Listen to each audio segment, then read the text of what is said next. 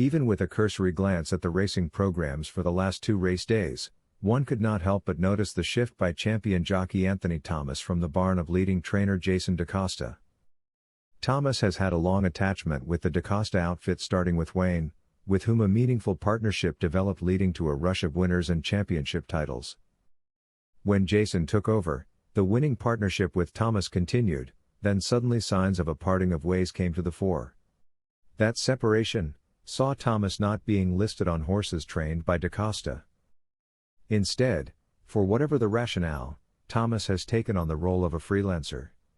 He now, based on the programs for the last 2 race days, has been choosing rides from all other trainers with the exception of DaCosta.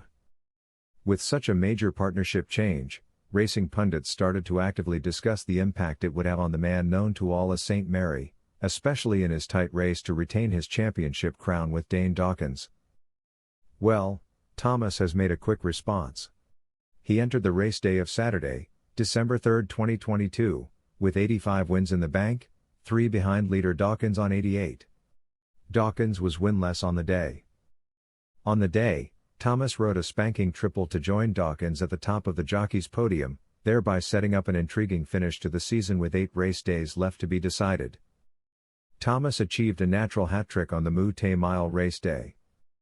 He started in the 5th with a well-timed rail run on the Vincent Atkinson trained Stomp the Rhythm-beating line of Akati trained by DaCosta. Half an hour later Thomas was at it again, this time pushing the Dennis Thwaites, Regnant to the lead, which was never relinquished.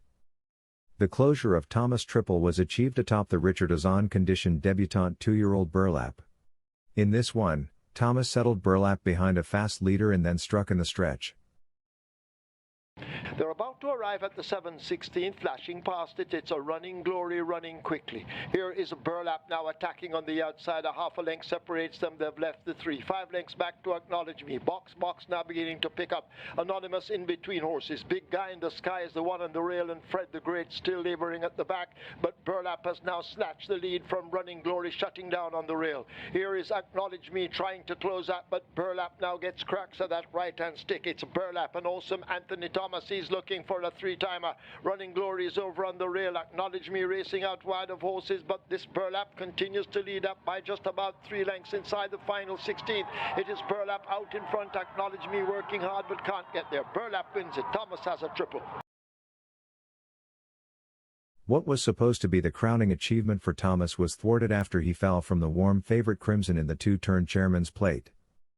The last 8 race days will be intriguing, as Thomas, now freelancing, will be seeking and more than likely getting rides from the barns of champion Anthony Nunes, Gary Subrati, and Richard Ozon among others.